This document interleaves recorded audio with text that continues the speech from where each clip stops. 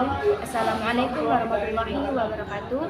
Izin memperkenalkan diri, nama saya Putri Ratnasari, semester 4, kelas D.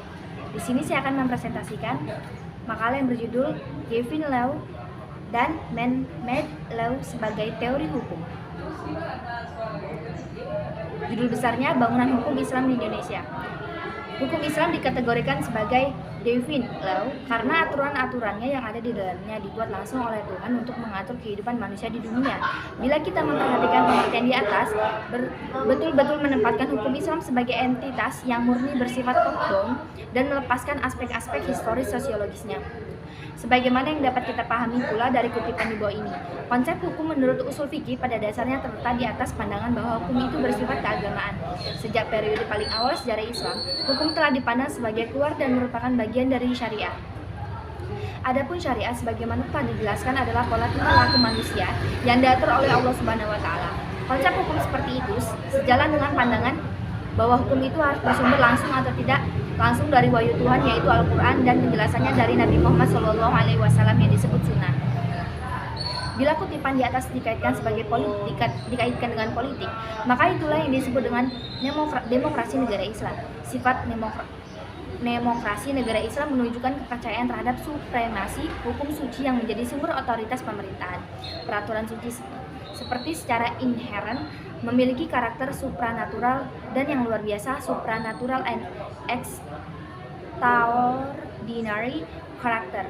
Ikatan-ikatan penyatuan antara agama dan negara dan supremasi suci berasal dari kehendak Tuhan secara bersama-sama menegaskan kembali kewajiban setiap hamba untuk taat kepadanya. Menurut Haduri, warga negara Islam adalah hamba Allah dan hukum-hukumnya adalah hukum suci karena ia berasal dari Allah Subhanahu wa taala, tidak diterapkan oleh manusia. Hukum suci seperti itu adalah pasti benar dan manusia hanya bisa mematuhi karena Allah Subhanahu wa taala lebih mengetahui dari otoritas maupun terhadap kebutuhan-kebutuhan hambanya. Dalam menaati hukum, manusia menyadari akan tujuan-tujuan agamanya. Karena hukum dalam Islam memiliki karakter sebagai sebuah kewajiban religius. Pada waktu yang sama, ia juga memberikan dukungan politik bagi agama Islam. Pada kenyataannya, hukum Islam merupakan perintah Tuhan dan karenanya bersifat mengikat sebagai sebuah cita-cita agama yang berbeda dengan hukum buatan manusia, man-made law, dan dianggap sebagai fenomena sosial yang tunduk pada kebutuhan manusia dan nilai-nilai.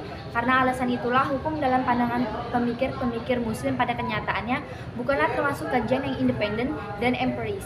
Sebagai implikasi dari kedua faktor tersebut, yakni sifat sucinya dan ikatan yang kuat dengan tradisi-tradisi lama, hukum Islam berkembang menjadi sebuah hukum yang statis yang bisa dianggap menjadi penghalang bagi terjadinya perubahan.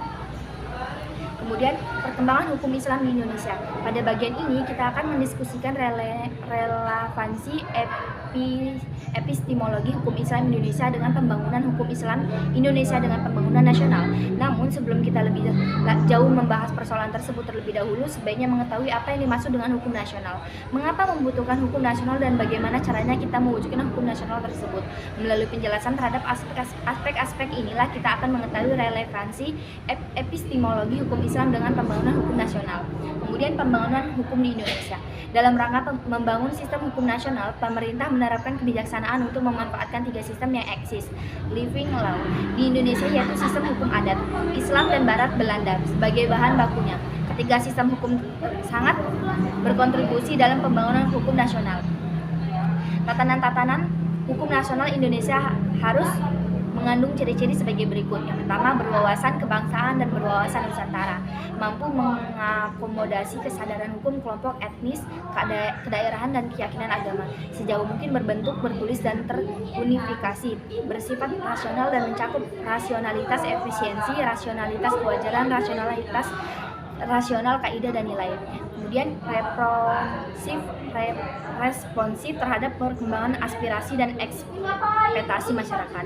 Kemudian yaitu perkembangan hukum Islam Indonesia dalam sarana dan prasarana. Berdasarkan penjelasan di atas, tampak sekali dalam hal penetapan kebijakan hukum di Indonesia, pemerintah telah menjadikan hukum Islam sebagai bagian dari hukum nasional.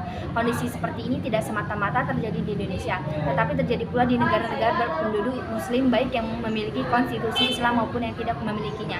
Sebagai sebuah sistem hukum atau bagian dari sebuah sistem hukum, ia mempunyai teks tertulis dalam bidang-bidang yang dicakupkan, memiliki lembaga peradilan sesuai tingkatan-tingkatan yang diperlukan, dan mempunyai menjadi alat penegak hukum untuk menjalankannya.